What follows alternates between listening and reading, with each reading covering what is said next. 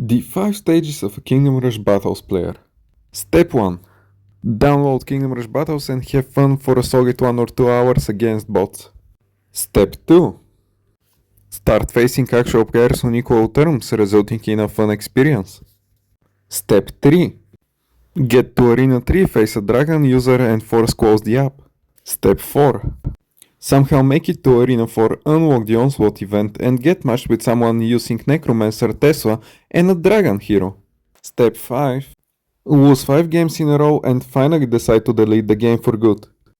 But in case you happen to continue playing the game, here is a flowchart which explains the entire outcome of a battle. Alright, so Kingdom Rush Battles released globally 2 days ago and we seriously need to talk about it. Before I get straight into the negatives, I would firstly like to discuss some of the things that I do like about the game and how it can be improved upon. For starters, the gameplay loop of the game is actually rather addictive and can cause you to get stuck with the game for a relatively long period of time, which can last all the way up to say 2 to 3 days. Battles is also a relatively easy game to pick up and learn since there aren't too many complex factors regarding it. And finally, the game is just refreshing as someone who has played all of the Kingdom Rush games, and seeing a new experience is always interesting. And how can we forget that this is the first ever Kingdom Rush game where we can face actual players instead of being stuck in a single player experience. But this is also the place where most of the problems emerge from. Before I start discussing the gameplay loop, I would firstly like to touch on the UI that the game uses. It's clear that it has been plagiarized, not even inspired by Clash Royale, since it's completely identical to it. You know, I was expecting that Ironhide were capable of more, and sure, it may be intuitive for most people, but I just don't get the Kingdom Rush feel or vibe. And I'm not talking only about the deck and cards UI, it also applies to the shop, to the arenas, how progression works, the rewards that you get throughout progression, the trophy system, the events tab, and also the social features which should be coming soon, but God knows how long it will take. So in short, this leads me to believe that Ironhide weren't actually trying to make a game for their player base, but actually trying to bring in new people. And I for one cannot really complain about their decision, but the thing is, why diverge from your player base? Are you trying to separate the communities? Either way, the reception that the game has received so far has been mostly on the positive side, since I've asked over 4,000 people and majority of them said that the game is more than decent. But just because most of the people enjoy the game doesn't mean that it doesn't have its flaws. So for this video I have outlined 10 points that we will discuss in depth and showcase just how poorly executed the game is. Kingdom Rush games are no strangers to having RNG involved with them, with some towers dealing double the damage than their minimal listed damage values. Which isn't really an issue considering that all of the games used to be single player based, so you don't really get an upper hand or an advantage. You just have to replay the level if you get unlucky with the damage rolls. But seeing as that Kingdom Rush Battles is a player versus player based oriented, this really becomes an issue, since one of you can roll the higher numbers and win a battle purely by luck. To give you some examples, artilleries can deal double the damage than their minimal listed ones, while archer towers can deal around 30 to 40% more damage compared to their minimal values. It goes without saying that there's literally zero things that you can do to improve your damage value rolls, so essentially the entire battle is predetermined as to who gets luckier with their damage rolls.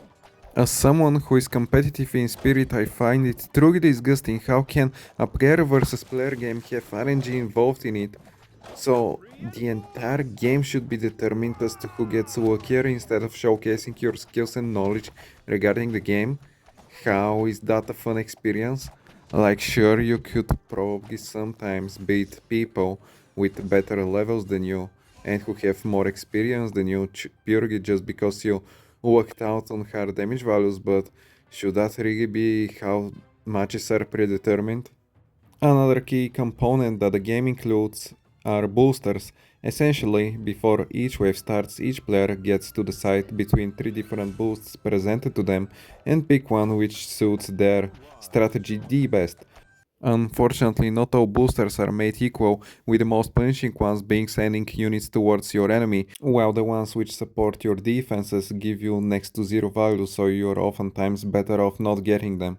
But why is that a problem, you might be wondering? Well, boosters are completely random, so each player gets 3 random boosters each wave, so essentially this is once again predetermined by your RNG rolls whether or not you get those enemy sends.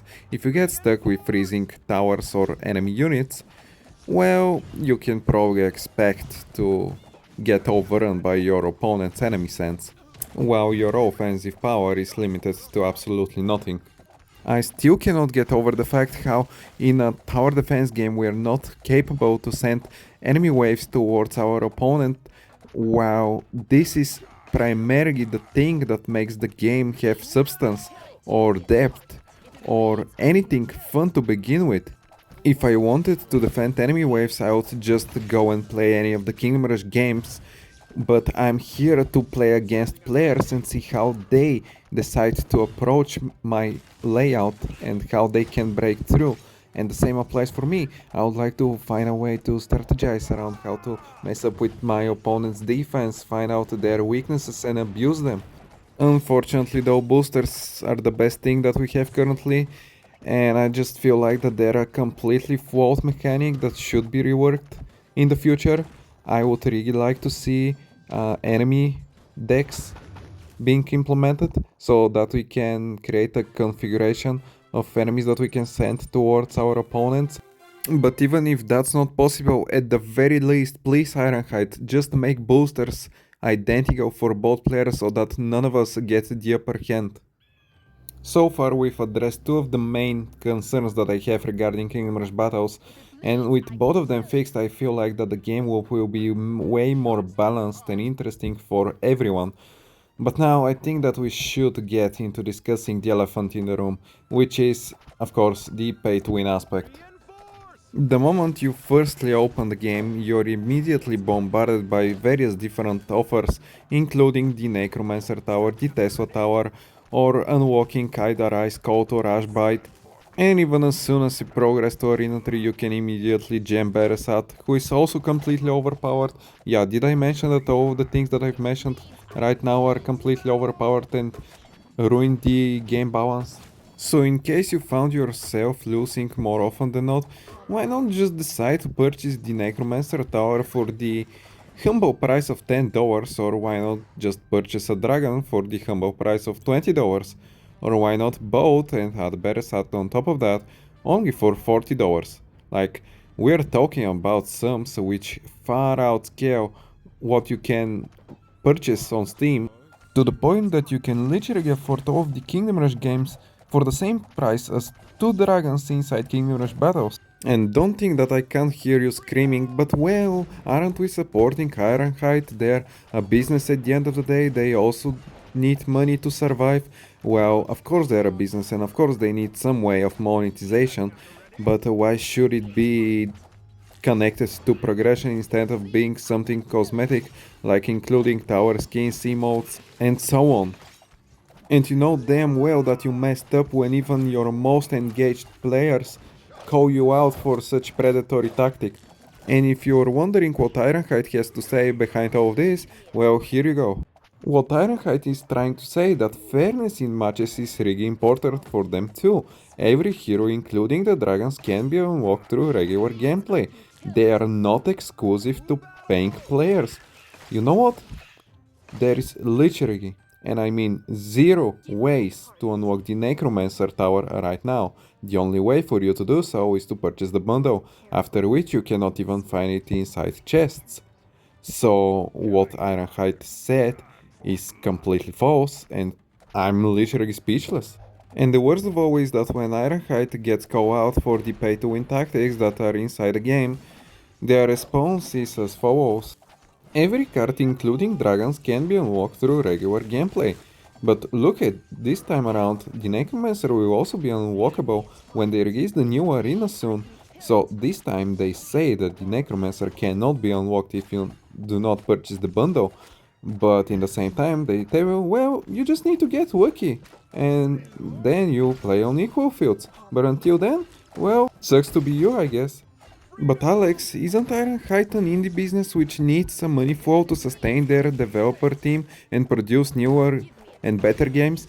Well, the thing is that they weren't suffering from a financial bankruptcy, so they didn't need to lean in so much on those predatory pay-to-win tactics to get a quick stream of value from the hype of the initial launch of the game. Or as this commenter puts it, things could be way worse, of course, but life could also be way better, so why should we strive for the bad things? Instead of focusing on creating a fun and enjoyable experience for everyone. And the worst part is that literally, and I mean literally, every single one of us is on the same page, and that Ironhide leaned way too much on monetizing the game instead of focusing on the player experience to the point that it is literally a synonym to Clash Royale. Heck, even when I myself spent over $1,000 on Kingdom Rush battles, I hardly got any progression out of it. On average, my cards were getting to around level 8 to 9, but with the global release, the card level has been increased to level 15, so I would probably need to spend around $20,000 more dollars in order to get a maxed out account. To be entirely transparent myself, I highly expected that Ironhide would probably lean a little bit less on the monetization tactics, at least after what they've seen from the beta build, but what actually happened is that they just stuck to their initial plans, and well, you can see how players got infuriated by their decision. But what pains me the most and actually baffles me is that people can get angry from losing games, and then those bundles that are there in the shop can help you solve that problem, so people give in and purchase those offers. All just so that they can play on a similar playing field with everyone else. All of this just makes you wonder that how come Ironhide, the gaming studio that for the past 14 years have been trying to produce such high quality tower defense games, have turned into what is a regular mobile predatory company. Now on screen I will showcase you a post which I found within the subreddit where a user goes over the changes that he has noticed throughout the years for Ironhide as a whole. So essentially, to sum it up, the user states that before Ironhide used to lean in on quality rather than quantity, but at some point something clicked. They decided to push on DLCs in order to get more cash flow, and later on tried other games like Junk World, which also didn't make it, but it was locked inside an Apple arcade. And then we finally got two battles, which, well, you can guess how monetized that game is. And not only that, but I think that majority of the issues that have emerged recently has been due to the fact that Tencent in recent years have obtained Ironhide's IP. And to those of you who are out of the loop, Tencent is a Chinese company which is heavily known for their predatory monetization tactics and trying to milk out every single last bit of the games that they've purchased. This leads me to believe that Ironhide were pushed by Tencent to rush the game and push it out towards the masses in order to start monetizing from it. Also, I have no insider info, so all the things that I say currently are speculation from my end, so don't take my words for granted. And even when we try to be optimistic regarding the monetization system of battles, at least it will go towards the creation of Kingdom Rush 6 in order to make its quality better, but it just leaves a sour taste in our mouths that we're somehow getting exploited for that to happen. And I know that some people may say, but man, it's just day 1 or 2 after the game's release, which shouldn't be that harsh, things will get better and such. Well, the game has been in beta for at least half a year now, and well, things didn't really improve since then. Back then, the meta was heavily dependent on Dragon Heroes and the Tesla, and now it's just the Necromancer and Dragons yet again. And if you thought that the game balance is fine, we've gotten to the point where people demand a quick surrender button so that they can go on to their next game without wasting both of players' time. Okay, I think that this is enough for the balance and pay to win aspect of the game. Now I'd like to touch on the progression system. With each victory we get stars which we can then use to unlock chests, but the thing is that at some point we cannot unlock chests anymore, because we are stuck to only 3 every 3 hours. So essentially, after you've unlocked all of your chests, you have to wait for 3 hours before you can start unlocking your next couple of ones. This is a step up from the Clash Royale formula 10 years ago, when you had to wait 3 hours for a singular chest, but this, again, I repeat, has been 10 years ago. The gaming landscape has changed so much since then, and Ironhide just seemingly copied the formula expecting similar success, while in theory, Clash Royale has developed so much since then that chests no longer even exist there. And sure, you can reset your chest cycle by making it to the next arena, but nowadays the most important resource is time. If you don't give a reason to your player base to play your game, they'll just go and find something else to play, and eventually they'll stop playing your game entirely. So once again, we are left in a situation where we are prioritizing greed over players' experience. And I cannot stress this enough, but the first couple of weeks to a month after a release of a new game are the most important ones, where you need to find ways to cultivate a community. Otherwise, there won't be a new flow of players, or that people won't introduce their friends to that game. Which brings me to my next point, is that this game, albeit being a players versus player based, has zero social features currently. There are no private matches, so you cannot face your friends, which means that you have zero reason to get them to play the game. There are also zero social features regarding clans or clubs or something similar towards that, so there's no common goal that you and some other people can work towards, which means that it feels more like a single player experience yet again.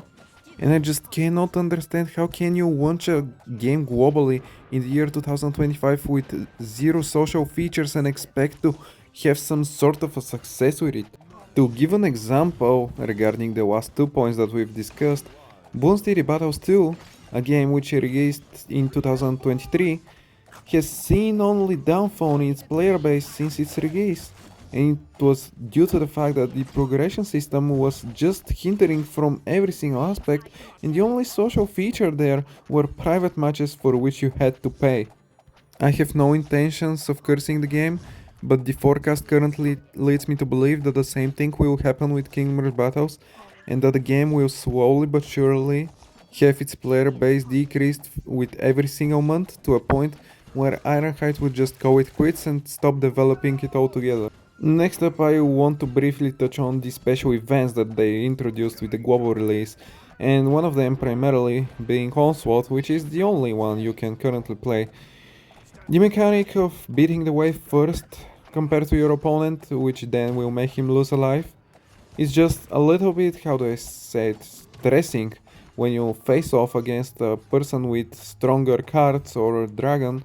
They'll usually spawn camp all of the enemy waves, so you just lose, having no means of coming back, and most importantly, you have zero counterplay.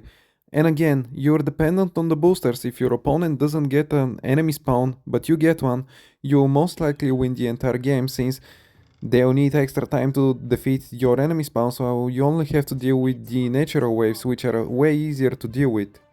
This leads yet again to another infuriating experience, which can easily cause you to quit the game, seeing as you have tickets that you need to use for the special events, and seeing that you burnt all of them just because the RNG wasn't on your side doesn't really sound fun to me.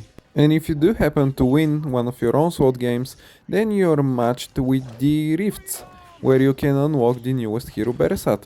The thing is that the chance to unlock him on each row is just a singular percent.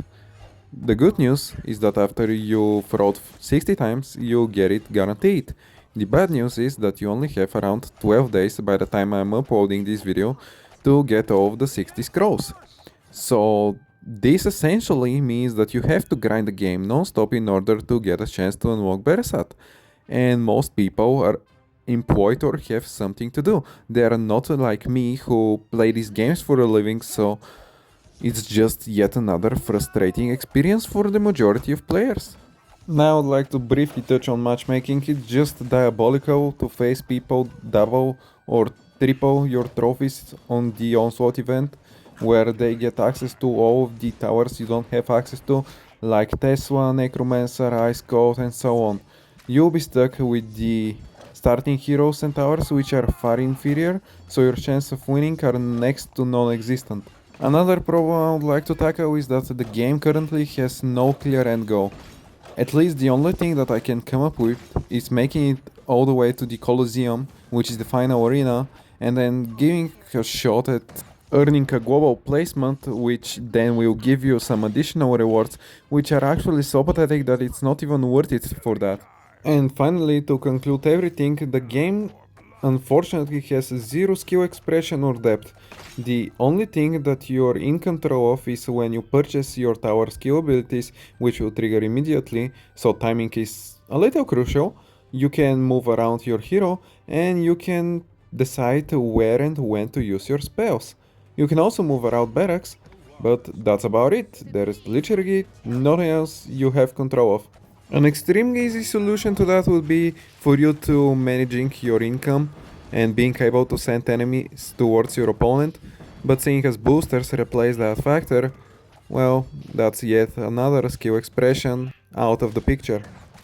For over 10 years, people have been urgently waiting to play against other players in the Kingdom Rush setting, but in the end, Kingdom Rush Battles is what we've got. Was it what people expected? I think that it's far from it. Does it have potential? Maybe, but I feel like that a lot of changes need to be made in order for the game to thrive truly. What I can say is that in the very first week of the launch, developers are striving for money instead of nurturing a healthy player base and expanding it further. They are also very much aware of the unhealthy, unbalanced state of the game, but decide to do nothing about it.